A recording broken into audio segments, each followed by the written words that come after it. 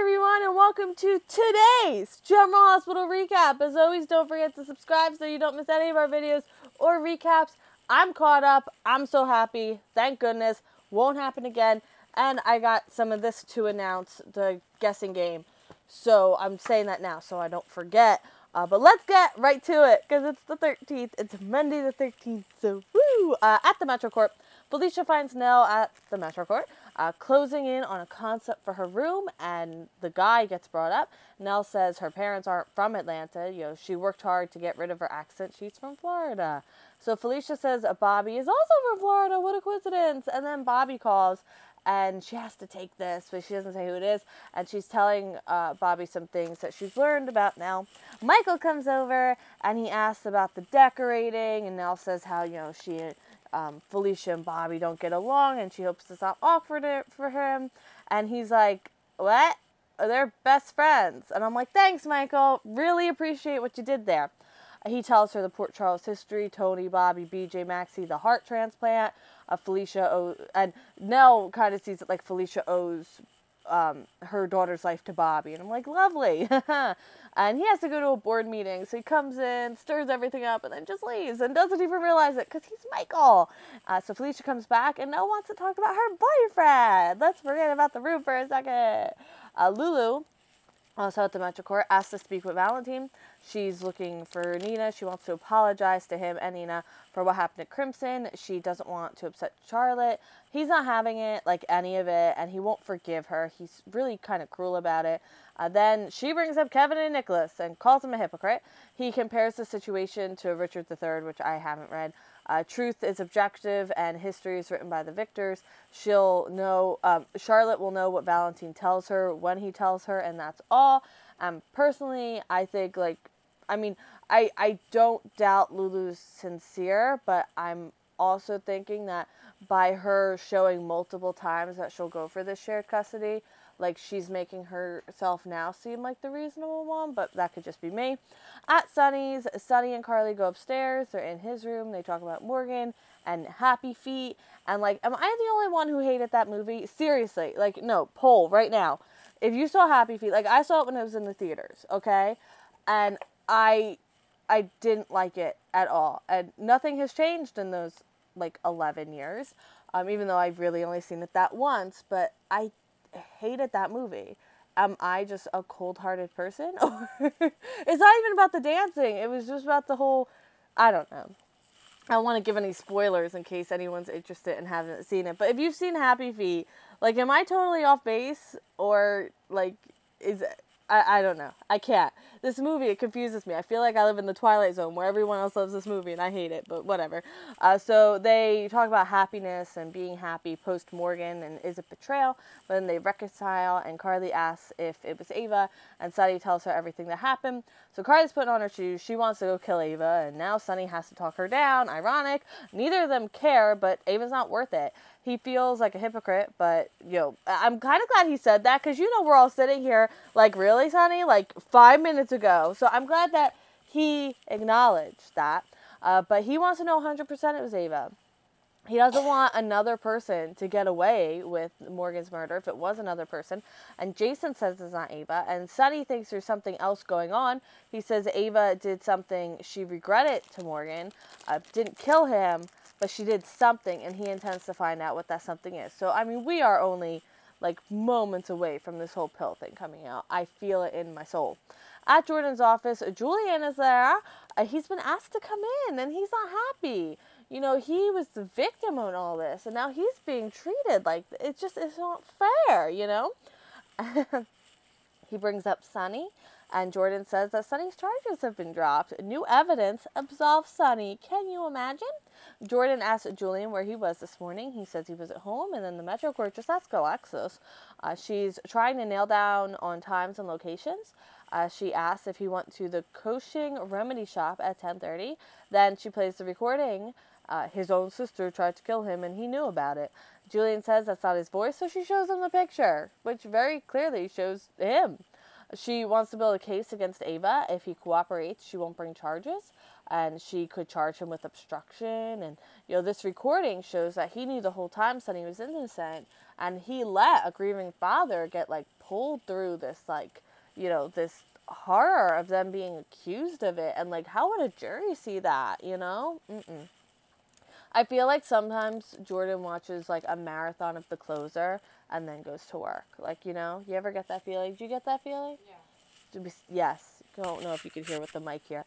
So he says he was in fear for his life, and she says they can get him for perjury, conspiracy, and he says she has no cause to keep him here, so he would like to leave. In the interrogation room, Dante has Ava in there. Ava doesn't know what this recording is, or who this supposed sister is, and, like, I would feel bad for her, but it's Ava, so I don't.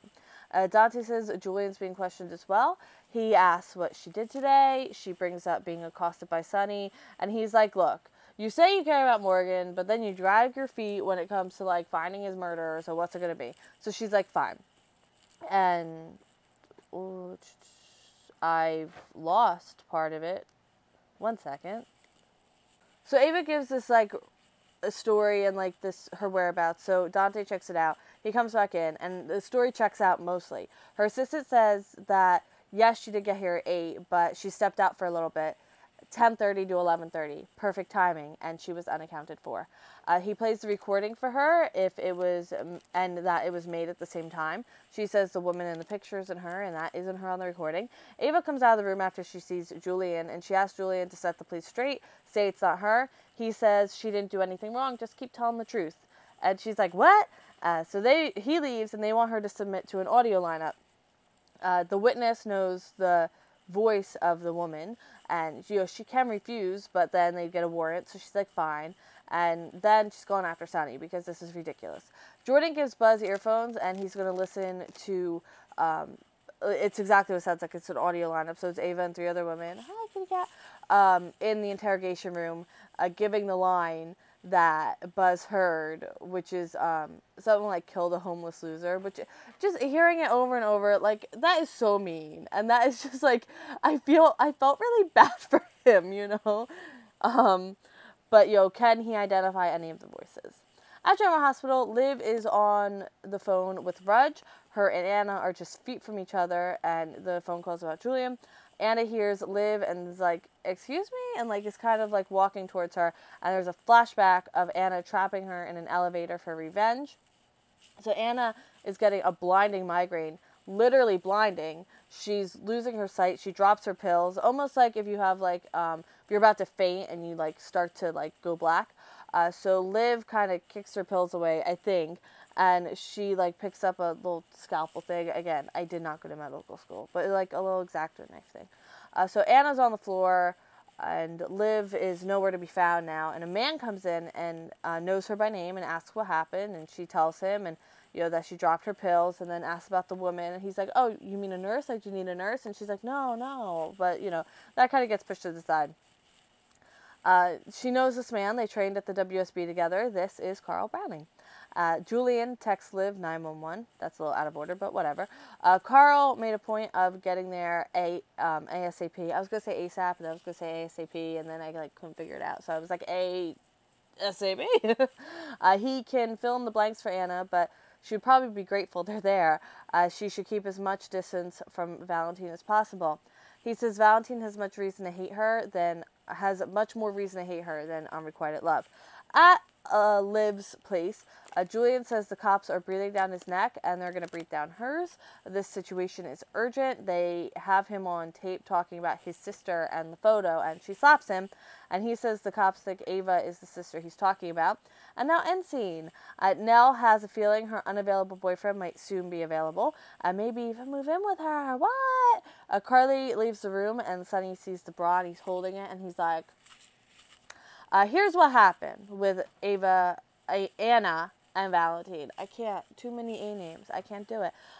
Valentine vanished. He kind of got, I guess, suspicious, or he kind of got a feeling of what was going to happen to him. He was targeted for forced disappearance, which is basically the WSB's version of a kill list, and she's the one who put him there. And I was like, oh, yeah, okay, I probably hate you too, whatever. Liv says that she's prepared for what's going to happen, and Buzz isn't sure if he heard the voice, and when Ava did like her, you know, her audio part, she kind of like kept her voice very like, what would you call it? Not monotone, but very like calm. And Buzz isn't sure, like he'd like to hear one again. Jordan comes in, says he'd like to hear one again. Number 3, Ava. So that makes me believe that Liv, Liv and Ava, they're related. So I mean, they would sound similar. And the way Ava kind of calmed her voice down, it kind of like mimics how Liv talks without realizing it. And Liv probably took precautions to make her voice sound a little different, because we know she doesn't really like to talk freely, especially when it comes to business. So I'm sure like she wouldn't have let herself be heard in a normal voice. But very interesting, and I'm really I'm so into the storyline. So we had a prediction from Rock Music that something shocking would happen on the 10th, and between the comet and the eclipse and the full moon, I'd say many shocking things happen. But that is when the news dropped about Ava, and the recording was made known, and to me that is definitely a shock. It was shocking to Ava, so the point is given there, which now puts you in the lead with 4 points. So we have a lot of predictions for tomorrow, the 14th. If you'd like to get in some last-minute predictions for what you think is going to happen on Valentine's Day, feel free. But then we have a pretty open guessing game for the rest of February, so make sure you get those in. Suggestions are in the description, and I will see you tomorrow for more General Hospital, and I hope you have a great day. Bye!